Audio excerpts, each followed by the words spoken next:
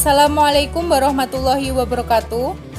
Kami dari kelompok 6 akan menjelaskan mengenai lembaga pembiayaan yang beranggotakan Mukharifah Faujiati dan saya Sylvia Nur Febriana Sari.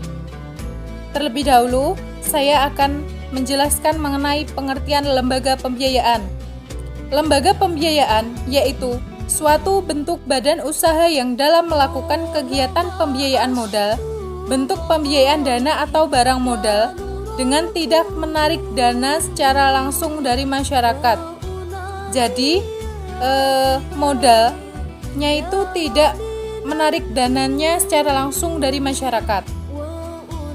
Bidang usaha lembaga pembiayaan mencangkup beberapa alternatif kegiatan pembiayaan seperti sewa guna usaha, anjak piutang, kartu kredit, dan pembiayaan konsumen. Prinsip kegiatan pembiayaan syariah. Yang pertama, dalam kegiatan pembiayaan syariah wajib memenuhi prinsip keadilan. Jadi, adil yang dimaksud di sini yaitu keadilan dalam berakad menurut para pihak untuk menjalankan akad sesuai dengan kehendak dari kedua belah pihak. Yang kedua, kemaslahatan. Maslahah yang dimaksud yaitu memberikan kemaslahatan kepada kedua belah pihak dalam berakad. Yang ketiga, tidak mengandung gharar atau objek transaksinya itu tidak jelas, maka ini tidak diperbolehkan. Yang keempat, maisir. Ini dilarang karena banyaknya dampak negatif sehingga diharamkan dalam sistem keuangan Islam. Yang kelima, riba atau tambahan yang haram. Maksudnya, riba adalah pengambilan tambahan dari harta pokok atau modal itu tidak boleh dan hukumnya haram. Zuhlum, yaitu tidak adil dalam melakukan akad, maka ini tidak boleh dan transaksinya tidak sah. Serta riswah atau suap, objeknya haram. Adapun operasional pembiayaan syariah. Jadi, maksud biaya operasional di sini adalah biaya pengoperasian dan pengolahan dana syariah yang mana dana tersebut menjadi modal pembiayaan, serta operasional di sini harus sesuai dengan prinsip-prinsip pembiayaan syariah. Materi selanjutnya akan disampaikan oleh Mbak Mukharifah Faujiati. Assalamualaikum warahmatullahi wabarakatuh. Saya Mukharifah Faujiati. Di sini selanjutnya saya akan menerangkan tentang bentuk-bentuk pembiayaan syariah dan perbedaan pembiayaan konvensional dan syariah. Yang pertama, di sini saya akan menjelaskan bentuk-bentuk pembiayaan syariah. Sebelumnya, bentuk-bentuk pembiayaan syariah itu ada 3 macam. Yang pertama, pembiayaan modal kerja syariah. Yang kedua, pembiayaan konsumtif syariah. Dan yang ketiga adalah pembagian pembiayaan investasi syariah. Nah, di sini saya akan menjelaskan satu persatu poin, yaitu yang pertama adalah pembiayaan modal kerja syariah.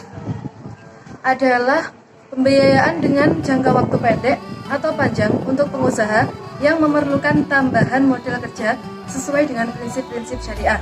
Nah, modal kerja itu seperti apa saja? Yaitu seperti membayar biaya produksi, membeli material untuk bahan baku, membeli barang dagangan, dan lain-lain. Selanjutnya, pembagian modal kerja syariah dibagi menjadi 2 macam, yaitu pembiayaan syariah dengan skema jual beli atau akad murabahah, dan yang kedua adalah jenis pembiayaan syariah dengan skema kerjasama atau murabahah. Nah, untuk yang akad murabahah, skema pembayarannya adalah harga pokok ditambah margin keuntungan bank syariah. Yang kedua adalah akad mudharabah dan musyarakah atau kerjasama, yaitu memberikan dana sebagai modal. Nah, skema pembayarannya adalah pengembalian pokok ditambah bagi hasil bank syariah. Nah, itu merupakan penjelasan dari pembiayaan modal kerja syariah. Yang kedua adalah pembiayaan konsumtif syariah. Yang penjelasannya adalah pembiayaan yang diperuntukkan nasabah dengan tujuan di luar usaha, bersifat perseorangan, berbeda dengan pembiayaan syariah untuk modal kerja yang bersifat produktif. Jadi pembiayaan konsumtif di sini dimaksudkan untuk memenuhi kebutuhan pribadi seorang konsumen, layaknya seperti konsumen meminjam uang kepada bank. Nah, pembiayaan konsumtif syariah di sini juga dibagi dengan dua skema. Yang pertama dengan skema murabahah, yaitu akad murabahah adalah salah satu akad utama dalam dunia perbankan syariah khususnya di Indonesia. Hal ini terjadi karena sistem kalkulasinya yang mudah dan efisien. Yang kedua adalah dengan skema ijarah atau sewa menyewa. Dalam akad ijarah, pembiayaan diberikan untuk suatu jasa, misalnya adalah fasilitas pembiayaan konsumtif untuk memenuhi kebutuhan pembelian jasa paket perjalanan ibadah umroh. Itu contohnya. Dan yang terakhir adalah pembiayaan investasi syariah. Penjelasannya yaitu suatu pembiayaan dengan periode jangka pendek atau jangka panjang untuk melakukan pembelian barang-barang modal yang dibutuhkan dalam pendirian suatu proyek atau usaha. Akad yang biasanya digunakan yaitu akad murabahah dan ijarah. Nah, biasanya pembiayaan investasi syariah ini digunakan untuk suatu pengusaha yang ingin melakukan investasi secara syariah. Itu tadi penjelasan dari bentuk-bentuk pembiayaan syariah. Nah, selanjutnya yang terakhir adalah perbedaan pembiayaan konvensional dan juga pembiayaan syariah. Di sini saya akan menjelaskan pembiayaan konvensional, yaitu pinjaman dana akan dikenakan bunga, sehingga angsuran yang dibayarkan oleh nasabah merupakan komposisi dari pinjaman pokok ditambah dengan bunga. Jadi kalau pembiayaan secara konvensional itu dikenakan bunga bagi setiap nasabah yang meminjam kepada bank. Yang selanjutnya adalah pembiayaan syariah, yaitu pembiayaan atau akad yang digunakan adalah akad murabahah antara LKS dengan penjual dan nasabah yang sebagai pembelinya. Namun LKS tidak menjual barang yang diinginkan tersebut kepada nasabah secara langsung, melainkan memberikan kuasa kepada supplier untuk menjualkan barang tersebut kepada nasabah. Jadi pembiayaan secara syariah yaitu tidak menggunakan bunga, tetapi sistemnya adalah mudharabah atau bisa disebut kerjasama. Jadi kedua belah pihak itu saling menguntungkan. Berbeda dengan pembiayaan secara konvensional.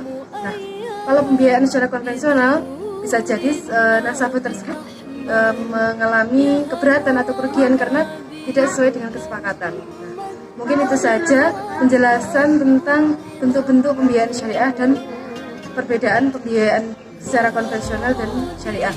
Semoga apa yang saya jelaskan dengan teman saya memberikan manfaat untuk teman-teman semuanya. Sekian dari saya dan juga teman saya. Kurang lebihnya mohon maaf. Wassalamualaikum warahmatullahi wabarakatuh.